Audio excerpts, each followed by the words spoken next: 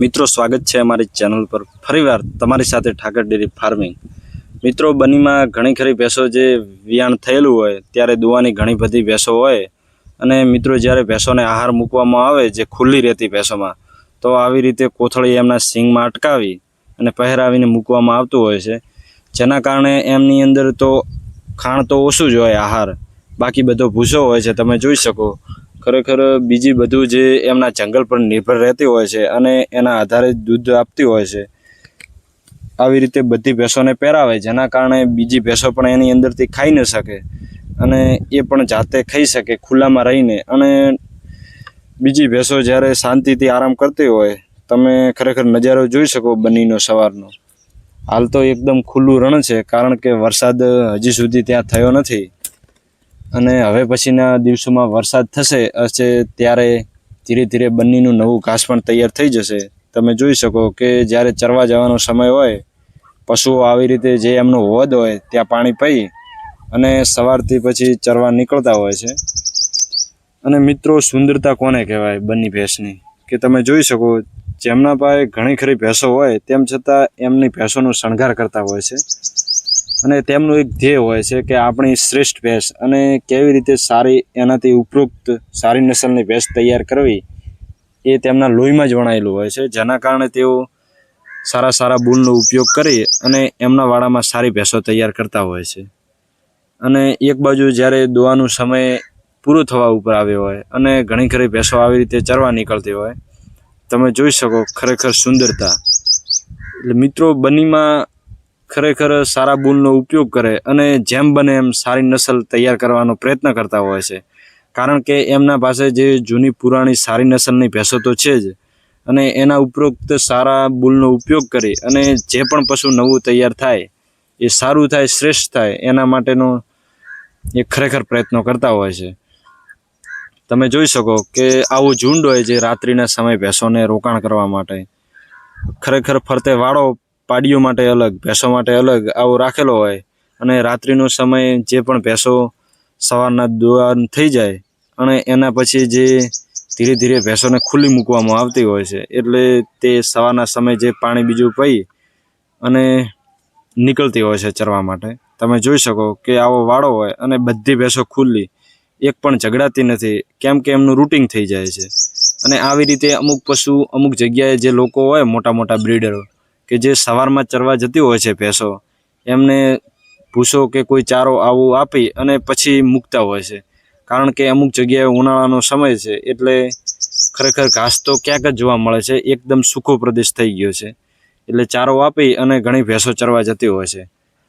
તમે જોઈ શકો કે હવે અમુક જે મોટા બ્રીડરો છે કે જેમના પાસે સારી નસલની ભેંસો છે અને જે તેઓ વાર્ષિક 2, 3 કે 10 ભેંસો વેચતા હોય તેઓ આવી રીતે દિવાલ વાળો રાખતા હોય છે, ફરતે વરંડો હોય અને આવી રીતે ગમાણ કરેલી હોય છે, જેના કારણે કંઈ પણ આપણે આહાર નાખીએ કે ચારો તો જેમનું બગાડ ન થાય અને જે આવી ગમાણ હોય કે ઠોણ કહેવામાં આવે એની અંદર રહી અને પશુ ખાય જેના કારણે કોઈ બગાડ ન થાય અને જેટલું પણ નાખીએ એટલું શ્રેષ્ઠ રીતે ખાઈ જતા હોય છે। તમે જોઈ શકો કે ખરેખર બહોળા પ્રમાણમાં ભેંસો।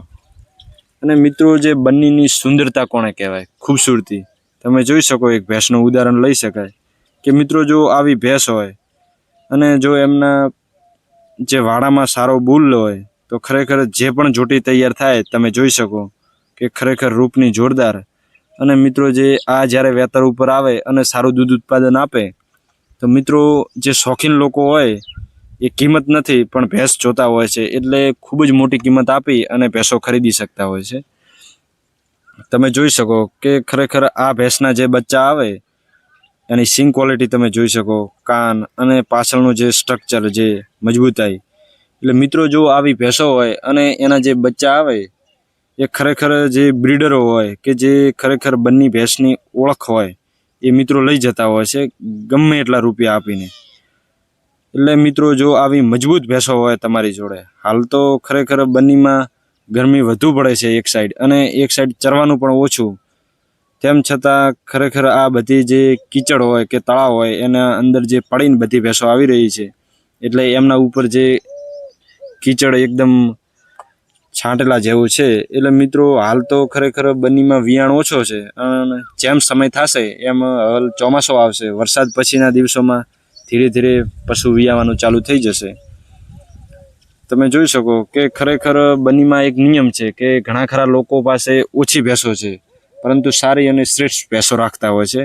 એના પાછળનું કારણ છે કે તેઓ વાર્ષિક કે 2 વર્ષે 1 કે 2 ભેંસો તૈયાર કરે અને જો સારી કરે, આવી ગુણવત્તાવાળી જો કરે પાડીઓ તૈયાર, અને મિત્રો જ્યારે વાર્ષિક કે 2 વર્ષે 1 કે 2 પાડી વેચે તો ખરેખર એમનું જે ઘાસ ચારો અને ઘણું બધું એમનું આવી જતું હોય છે, કારણ કે ઊંચી કિંમતની ભેંસો વેચાતી હોય છે.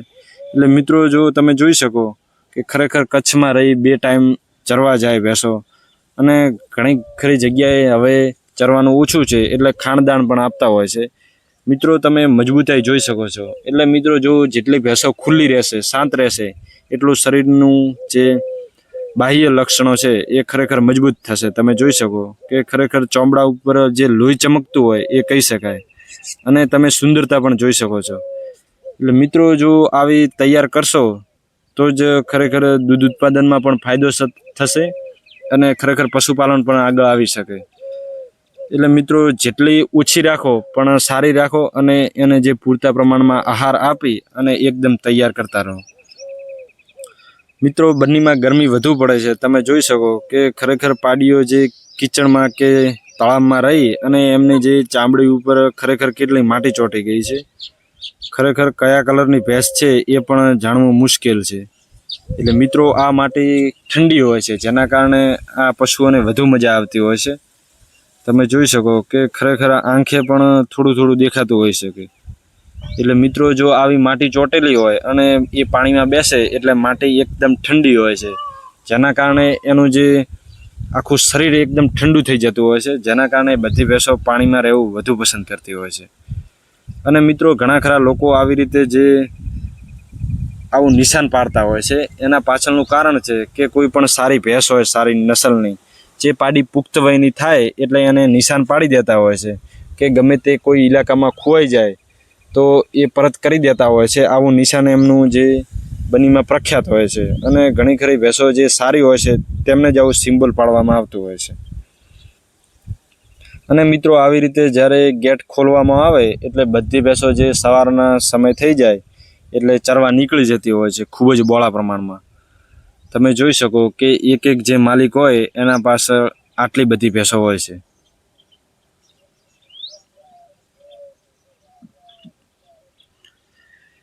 હાલ ખરેખર ભેંસો અંદર વિડીયામાં જોઈએ તો થાકેલી દેખાય છે, પરંતુ ધીરે ધીરે ચોમાસો આવશે અને ચોમાસાના જે બન્નીનું મજબૂત ઘાસ તૈયાર થશે એના પાછળથી બધી ભેંસોનું અલગ રૂપ દેખાશે, કારણ કે ખરેખર ઘાસ એમનું મજબૂત પ્રોટીનવાળું હોય છે, જેના કારણે મજબૂતાઈ થઈ જતી હોય છે શરીરની.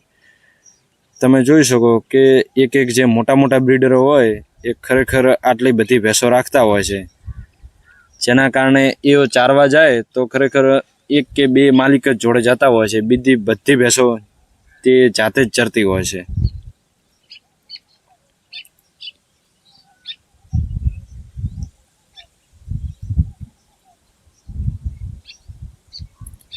અને મિત્રો ઘણી ખરી આવી રીતે ચરી અને જે તળાવના કાંઠે આવી જતી હોય છે, ઘણી ખરી પાણી પીએ છે અને ઘણી ખરી ત્યાં ઊભી રહેતી હોય છે, કારણ કે બન્નીમાં પવન તો ઘણો હોય કચ્છની બાજુ, પણ જે આવા તળાવ અંદર થઈને પવન આવતો હોય એ ઠંડો પવન આવતો હોય છે. જ્યારે બપોરનો સમય હોય ત્યારે અમુક ભેંસો પાણીમાં અને અમુક ભેંસો આવી રીતે બારે ઊભી રહેતી હોય છે, કારણ કે ત્યાં પણ એકદમ ઠંડુ પવન વાગતું હોય એટલે ભેંસોને મજા આવતી હોય છે. તમે જોઈ શકો કે બહોળા પ્રમાણમાં ભેંસો જ્યારે બપોરનો સમય થાય ત્યારે બધી ભેંસો આવી રીતે આવી જતી હોય છે તળાવના કાંઠે. અને જ્યારે પણ ભેંસો ચરવા નીકળે ત્યારે આવા મોટા ઝુંડમાં નીકળતી હોય છે, અને એ પણ એક એક પશુ માલિકની હોય છે. ત્યાં જ્યાં મોટા બ્રીડરો હોય એ 100-150 ભેંસોના મોટા મોટા ઝુંડ રાખતા હોય છે, અને એ ઝુંડમાં સારા સારા બુલ રાખતા હોય છે, 1 બુલ 2 બુલ પણ રાખતા હોય છે, કારણ કે વધુ ભેંસો હોય અને સારા સારા નસલના જે ચોઈસ કરી અને તેઓ બુલ લાવેલા હોય છે, તેઓ જે વધુ ભેંસો રાખે તો ત્યાં પાડા પણ 2-3 રાખતા હોય છે, જેના કારણે સારી નસલ પણ તૈયાર થઈ શકે. તમે જોઈ શકો કે ખરેખર હાલ તો બન્નીમાં ખૂબ જ ઓછા પ્રમાણમાં ચરવાનું છે. એક બાજુ બાવળ ઊભા છે અને ખરેખર જે નીચે ઘાસ આવે એ એકદમ સુકાઈ ગયું છે. એટલે મિત્રો આવી રીતે ચરવાનું છે. જ્યારે આ ઉનાળો સમય પૂરો થાય એટલે ચોમાસાની સિઝનમાં ફરીવાર બન્નીમાં ભેંસોને ખરેખર આનંદ આવે, કારણ કે નવું ઘાસ તૈયાર થાય અને નવું ચરવાનું પણ તૈયાર થતું હોય છે.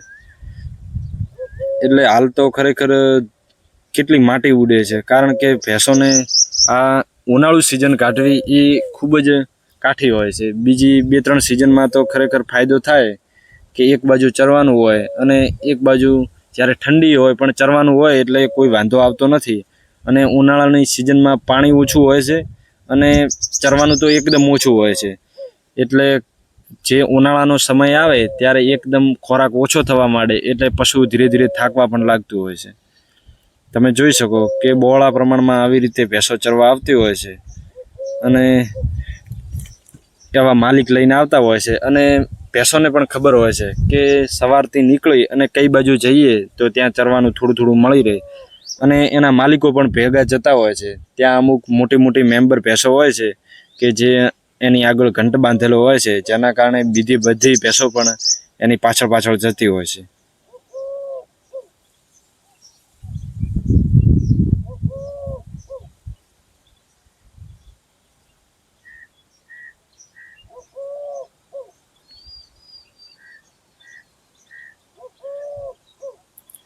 કે મિત્રો તમે જોઈ શકો ખરેખર કચ્છનું ખુલ્લું રણ જ દેખાઈ રહ્યું છે અને એક બાજુ બધી ભેંસો. એટલે મિત્રો બન્નીમાં ઉનાળાના સમયમાં આવી હાલત હોય છે ભેંસોની. તમે જોઈ શકો કે ખરેખર દૂર દૂર સુધી ચરવાનું હોતું નથી અને બધી ભેંસો આવી રીતે રખડી અને જે પણ મળે એ ચરવા માટે એ ચરી અને જે રાતનો સમય થાય ત્યારે પરત આવતી હોય છે. એટલે ખરેખર ઉનાળામાં સમયમાં ભેંસો પૂરતી ધરાતી પણ નથી, કારણ કે ખરેખર ચરવાનું એકદમ ઓછું હોય અને ખાસ તો પાણી ઉપર. અને જે ઉનાળાનો સમય હોય ત્યારે માલિક ખર્ચો પણ વધારો કરતો હોય છે, કારણ કે જ્યારે રાત્રિનો સમય હોય અને ભેંસો આવી રીતે પરત ફરે ત્યારે ઘણી ખરી ભેંસો ભૂખી હોય છે. એટલે તેઓ સાંજે પણ ચારો આપવાનું શરૂ કરતા હોય છે ઉનાળાનો સમય. અને જે બીજી ઋતુઓમાં ખૂબ જ ચરવાનું હોય છે ત્યારે ભેંસો ખરેખર ધરાઈ અને પછી જ રિટર્ન આવતી હોય છે. અને ઉનાળાના સમયમાં તો ચરવાનું પણ એકદમ ઓછું થઈ જતું હોય છે. તમે જોઈ શકો કે રાત્રિના સમયે જે એમના વથણ તરફ જતી બધી ભેંસોનું લુક.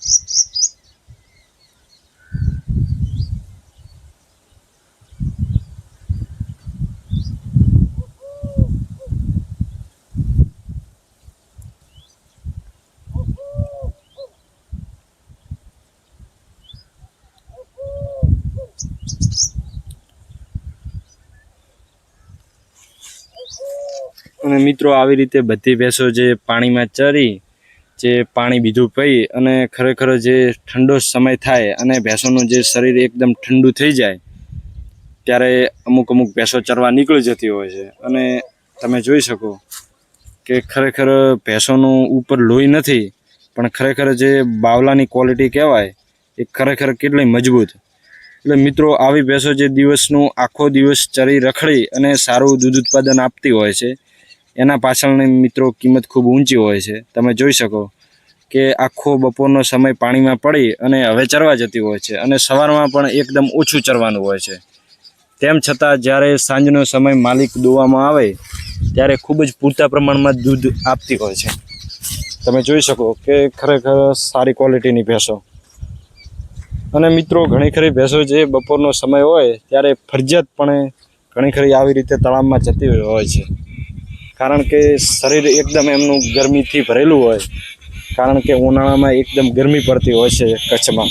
એટલા કારણે તેઓ આવી રીતે તળાવમાં જઈ અને ખરી ખરી ભેંસોનું જે શરીર ઠંડુ થઈ જાય ત્યારે ચરવા માટે જતી હોય છે.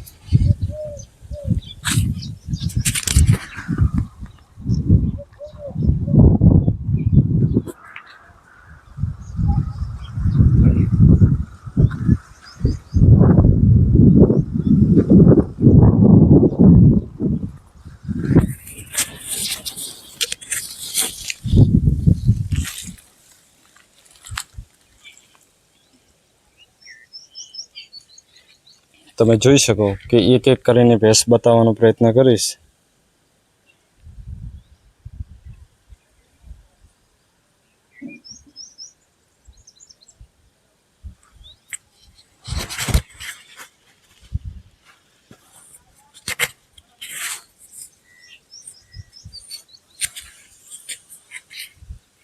મિત્રો બંનેમાં ઓછામાં ઓછું ખરેખર ભેંસોનું 6 લીટર ઉપર તો દૂધ હોય જ છે, જે ટંકનું. દિવસનું 12 લીટર તો ઓછામાં ઓછી ભેંસ દૂધ ઉત્પાદન આપતી જ હોય છે.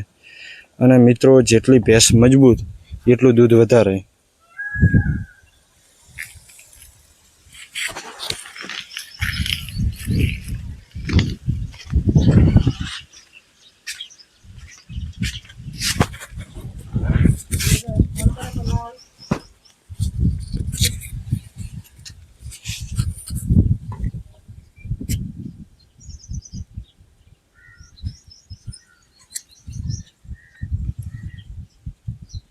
તમે જોઈ શકો કે ખરેખર બપોરનો સમય હોય અને ભરપૂર પ્રમાણમાં ગરમી પડતી હોય ત્યારે ભેંસો આવી રીતે પાણીમાં જઈ અને ખરેખર આનંદ લેતી હોય કે બધે બધું જે એના મોઢા સિવાયનું જે શરીર હોય એ બધું પાણીમાં અને એક મોઢું બારે અને ઓગાળ કરતી હોય.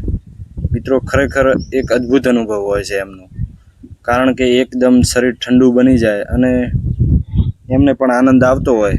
જ્યારે શરીર ઠંડુ થઈ જાય અને પાણી બીજું પી અને પછી ચરવા જતી હોય, તમે જોઈ શકો કે આવી રીતે મોટા પ્રમાણમાં બધી ભેંસો પાણીમાં રહેતી હોય. તમે જોઈ શકો કે બધું શરીર એમનું જે પાણીમાં છે અને મોઢું એક બારે અને પછી ઓગાળ કરતી હોય. જ્યારે પણ એમનું એક મોટી ભેંસ જે મેન ભેંસ કહેવામાં આવે એ ચાલે, એની પાછળ બધી ભેંસો ચાલતી હોય છે. અને જે એટલો સમય હોય એમનો એટલી ઘડી તેઓ પાણીમાં જ રહેતી હોય છે. અને જ્યારે પણ ઠંડો સમય થાય ત્યારે આવી રીતે બધી ભેંસો જ્યારે ચરવા નીકળી જતી હોય છે. અને ઘણા ખરા લોકોના વાડા જે આવા તળાવની બાજુમાં જ હોય છે, કારણ કે ત્યાં એની ફરતે જ્યારે પવન આવે તે ઠંડો પવન આવતો હોય છે. અને આવી રીતે તેઓ ચારો ખાઈ અને બધી તે તળાવના કિનારે જ રહેતી હોય છે. જોઈ શકો તમે ખરેખર સુંદરતા. મિત્રો તળાવના કિનારે રહે એટલે પાણીની અને બધી સુવિધા થઈ જતી હોય છે. અને જ્યારે પણ રાત્રિનો સમય થાય એમનો, જ્યારે સાંજનો સમય, ત્યારે બધી ભેંસો આવી રીતે જેટલી પણ દૂર આવી હોય એટલી તેમના વથણ તરફ પાછી ફરતી હોય છે.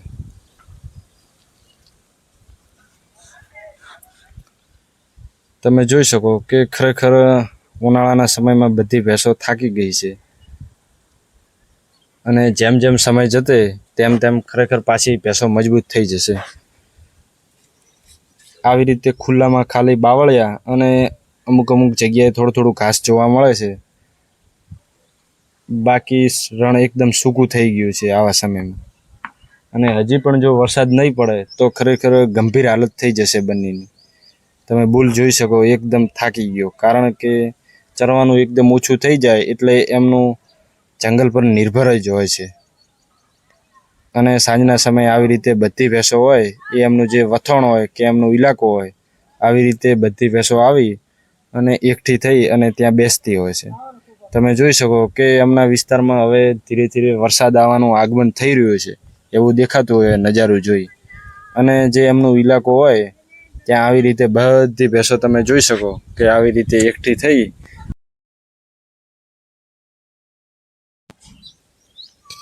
એટલે મિત્રો જો અમારી ચેનલમાં નવા હોય તો સબસ્ક્રાઈબ અને લાઈક કરવાનું ન ભૂલશો.